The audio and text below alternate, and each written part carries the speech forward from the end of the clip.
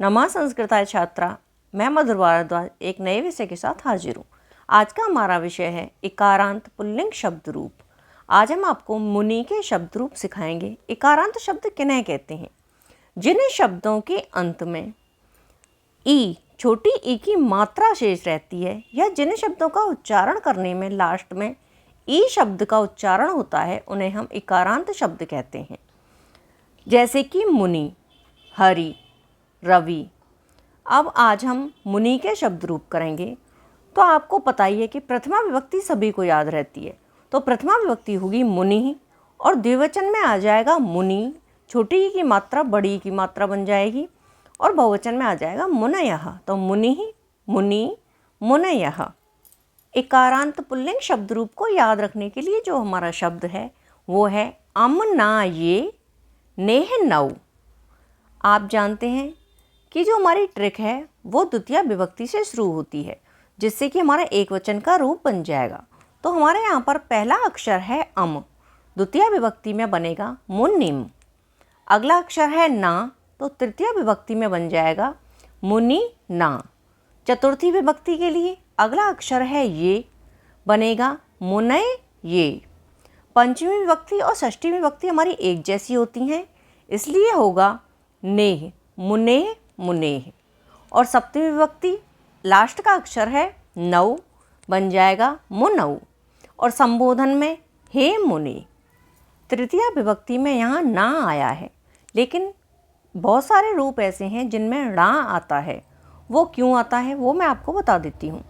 यहाँ पर जो है मुनि ना, ये ना है, लेकिन जिन शब्दों में रा और वा ये दो अक्षर शब्द के पहले, बीच में या अंत में आते हैं, तो वहाँ पर ना नहीं आता है, णा आता है। तृतीय विभक्ति एक वचन में और बहुवचन की षष्ठी विभक्ति में यहाँ पर हमारा णा हो जाता है, बाकी सब में ना ही रहता है। तो आप याद रखेंगे रा और वा ये दो अक्षर ऐसे हैं जिनमें णा आता है। अब बात करते हैं द्विवचन की। तो द्विवचन और बहुवचन मैं आपको पहले भी बता चुकी हूँ कि द्विवचन और बहुवचन सभी शब्द रूप में एक जैसे ही होते हैं, कहीं कोई थोड़ा बहुत ही अंतर आता है।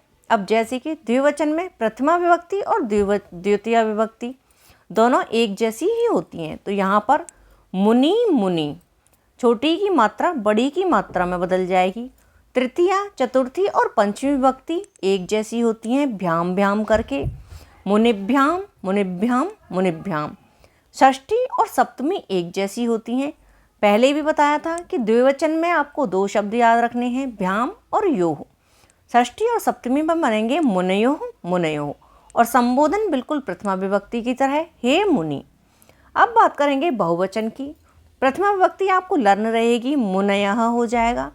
द्वितीय विभक्ति में मुनीन, और तृतीय विभक्ति में भी करके आएगा, मुनि भी। ये आप सभी को याद रहते हैं। और चतुर्थी और पंचमी में भ्य भ्य करके आता है, मुनिभ्य, मुनिभ्य। षष्ठी विभक्ति नाम, तो मुनि नाम। अब आपको बताया है यहाँ पर ना आया है इसलिए नाम आया है।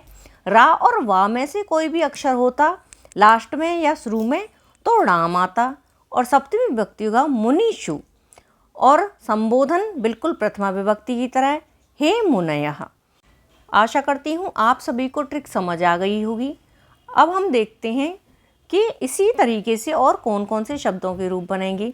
जितने भी इकारांत पुल्लिंग शब्द रूप हैं वो बिल्कुल इसी तरीके से बनेंगे, जैसे ऋषि, हरि, रवि, गिरि, अग्नि, वही, भूपति, नृपति, अधिपति, पाणि, विधि और कपि। इसी प्रकार से जितने भी हैं। अब देखते हैं कि हम इनको पढ़ेंगे किस तरीके से। मुनि, मुनि, मुनयः, मुनिम, मुनि, मुनीन, मुनिना, मुनिभ्याम, मुनिभिः, मुनयेः, मुनिभ्याम, मुनिभ्यः, मुनेः, मुनिभ्याम, मुनिभ्यः, मुनेः, मुनयोः, मुनीनां, मुनौ, मुन्योः, मुनिषु, हे मुने, हे मुनि, हे मुनयः। धन्यवाद बच्चों।